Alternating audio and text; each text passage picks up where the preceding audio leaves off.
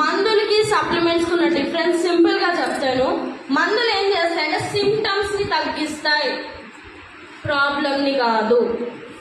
మీకు ఏవైతే ఇప్పుడు ఆ ప్రాబ్లం వల్ల పెయిన్ వస్తుంది, పెయిన్ కిల్లర్ వేసుకుంటారు, ఆ పెయిన్ ని మాత్రమే తగ్గిస్తుంది, సిమ్టమ్ ని మాత్రమే తగ్గిస్తుంది ఇన్స్టెంట్ గా. మరి సప్లిమెంట్స్ ఏం చేస్తాయి? మీకు లాంగ్ రన్ లో, దీర్ఘకాలంలో మనకు ఆ ప్రాబ్లం వేర్ల నుంచి మనకు ఆ ప్రాబ్లం ని పర్మనెంట్ గా తగ్గించడానికి సప్లిమెంట్స్ అనేవి హెల్ప్ అవుతాయి.